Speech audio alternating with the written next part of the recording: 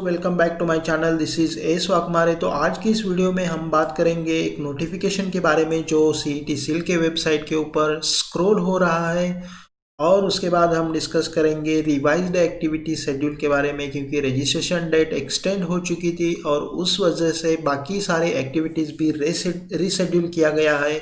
तो उसके बारे में हम थोड़ा सा बात कर लेते हैं। तो एज यूजुअल वीडियो शुरू करने से पहले अगर आप मेरे इस चैनल पे नए हो तो चैनल को लाइक कीजिए, शेयर कीजिए, सब्सक्राइब कीजिए, and most important don't forget to press the bell icon to get the important updates about the direct second year admission. तो चलो दोस्तों, शुरू करते हैं उस नोटिफिकेशन से जो सीईटी सेल की वेबसाइट के ऊपर यहाँ पे स्क्रॉल होता हुआ आपको दिखाई दे रहा है, या फिर यहाँ पे भी आपको सेम नोटिफिकेशन मिलेगा। तो इस नोटिफिकेशन के अनुसार अगर आपने आपका रजिस्ट्रेशन 21 तारीख के बाद कंप्लीट किया है तो आपका एडमिशन नॉन कैप कंसिडर किया जाएगा। नॉन कैप यानी मैनेजमेंट कोटा या फिर इंस्टीट्यूट कोटा, यानी आपको फुल फी पे करनी होगी।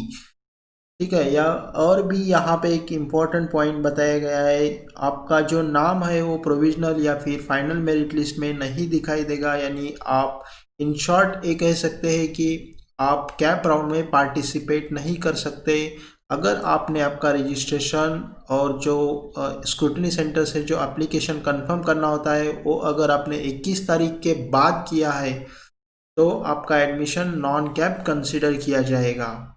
ठीक है। तो ये इम्पोर्टेंट नोटिफिकेशन अभी यहाँ पे दिखाई दे रहा है आपको। तो इसके बाद हम देख लेते हैं एक्टिविटीज़ और revised schedule for the admission process. तो इसमें अगर हम देख लेते हैं, ऑनलाइन रजिस्ट्रेशन डेट जो थी उसको एक्सटेंड किया गया था 21 तारीख तक।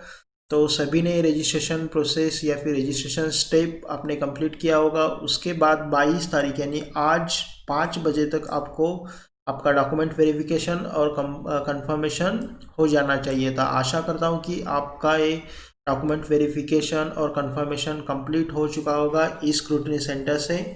ठीक है। तो अब आगे क्या, इसके बाद 24 दिसंबर 2020 को एक प्रोविजनल मेरिट लिस्ट लगेगी। प्रोविजनल मेरिट लिस्ट में आपको पता चलेगा कि स्टेट लेवल में आपका कौन सा मेरिट नंबर है, और डिस्ट्रिक्ट लेवल आपका मेरिट नंबर आपको पता चलेगा प्रोविजनल मेरिट लिस्ट में, और ये डिस्प्ले किया जाएगा 24 दिसंबर 2020 को।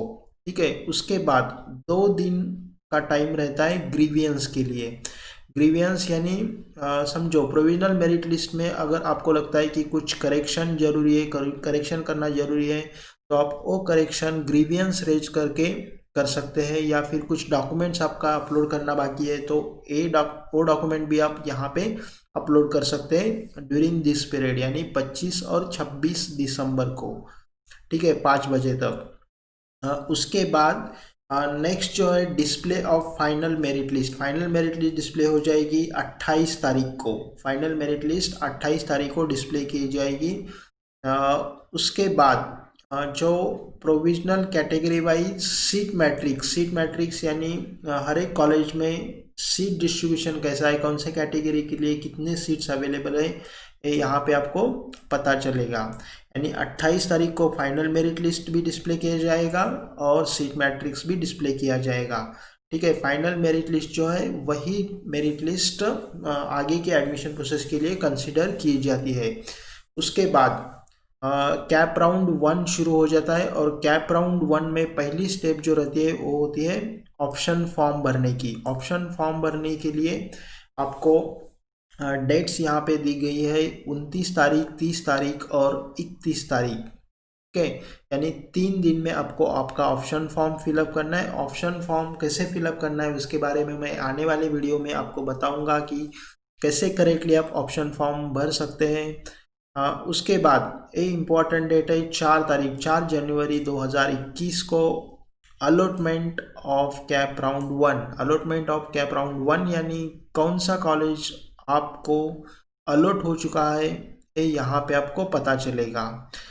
ठीक है, 4 जनवरी 2021 को। उसके बाद 5, 6 और 7 ये 3 दिन में आपको क्या करना है, समझो आपने ऑप्शन फॉर्म भरा है और आपका जो पहला ऑप्शन है आपको वही ऑप्शन अलॉट हो चुका है, वही कॉलेज आपको अलॉट हो चुका है, तो ऑटो फ्रीज हो जाएगा। तो वहाँ पे आपको क्या करना है, ये 3 दिन में वो कॉलेज में जाके आपको रिपोर्टिंग करना है और आपका जो भी डॉक्यूमेंट्स है वहाँ पे सबमिट करना है और आपका एडमिशन वहाँ पे जाके कंफर्म करना है bye paying the college fee.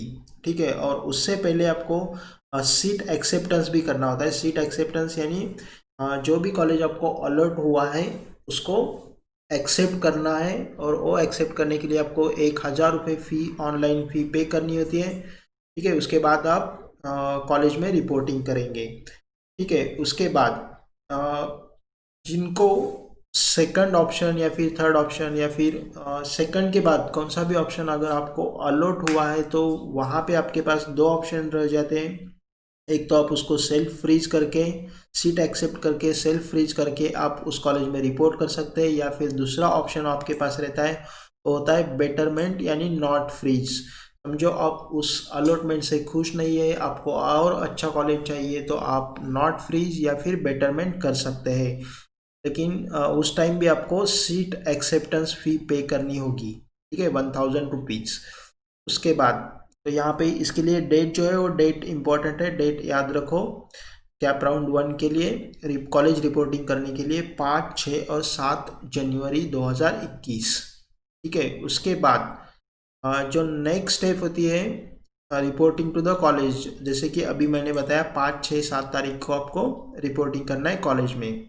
उसके बाद नेक्स्ट जो है कैप राउंड 2 शुरू हो जाएगा 8 तारीख से। तो 8 तारीख को क्या होने वाला है कि प्रोविजनल वैकेंट सीट, यानी कैप राउंड 1 के बाद जितने भी वैकेंट सीट हर एक कॉलेज में रहती है वो डिस्प्ले किया जाएगा 8 जनवरी 2021 को। ठीक है, उसके बाद सिमिलर टू कैप राउंड 1 यहाँ पे भी आपको ऑप्शन फॉर्म फिलअप करना है। उसके लिए 9 तारीख, 10 तारीख और 11 तारीख, ये 3 दिन में आपका ऑप्शन फॉर्म भर सकते हैं, फिलअप कर सकते हैं। उसके बाद प्रोविजनल अलॉटमेंट, जैसे ही आपका ऑप्शन फॉर्म फिलअप हो जाता है 13 तारीख को आपका अलॉटमेंट आपको पता चल जाएगा, मतलब कौन से कॉलेज में आपको एडमिशन या फिर आपका अलॉटमेंट हो चुका है। उसके बाद 14, 15 और 16 तारीख को आपको कॉलेज में जाके वहाँ पे रिपोर्टिंग करना है।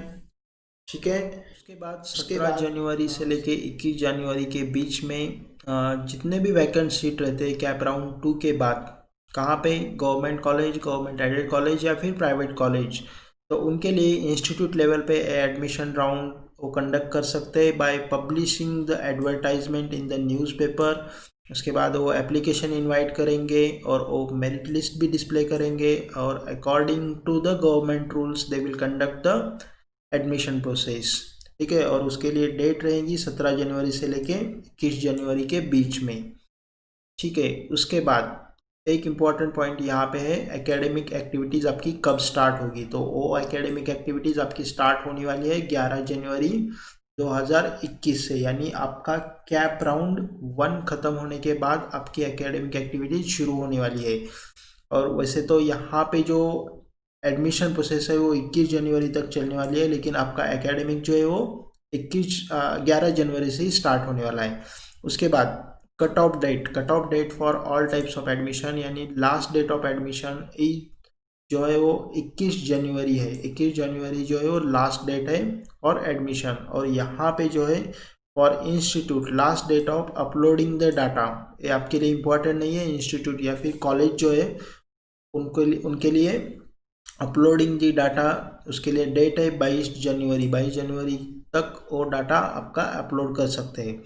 उसके बाद यहाँ पे एक इम्पॉर्टेंट पॉइंट है, जो SC ST वीजे DT NT ABCD OBC SBC और EWS, ये जो कैंडिडेट है जिन्होंने एप्लीकेशन फॉर्म भरते समय जो डॉक्यूमेंट्स है, कास्ट वैलिडिटी, कास्ट सर्टिफिकेट या फिर नॉन क्रीमिलियर EWS सर्टिफिकेट वगैरह, ये जो डॉक्यूमेंट्स है वो उनके पास रजिस्ट्रेशन के टाइम नहीं थे, उन्होंने जिन्होंने स्लिप या फिर रजिस्ट्रेशन स्लिप ही वहाँ पे अपलोड की है, तो उनके लिए original documents of all these cast validity या फिर नॉन क्रीमिलियर EWS, ये डॉक्यूमेंट्स उनको 7 जनवरी 2021 से पहले, यानी 5 बजे से पहले उनके पास ओरिजिनल डॉक्यूमेंट्स उनके पास होना ज़रूरी है। और वो जो डॉक्यूमेंट्स है वो सीट एक्सेप्टेंस के टाइम उनको वहाँ पे अपलोड करना है। वहाँ पे अपलोड करना है 7 जनवरी 2021 को, ठीक है, यानी उससे पहले। उसके बाद जो उसकी हार्ड कॉपी है यानी ओरिजिनल डॉक्यूमेंट कहाँ पे सबमिट करना है, जहाँ पे उनका अलॉटमेंट हुआ है वहाँ पे जाके उनको ओरिजिनल डॉक्यूमेंट सबमिट करना है, ठीक है। तो ये पॉइंट भी इम्पोर्टेंट है, ये आप थोड़ा सा केयरफुली रीड करो, ठीक है। Thank you. तो आज की इस वीडियो में बस इतना ही। Thank you for watching this video.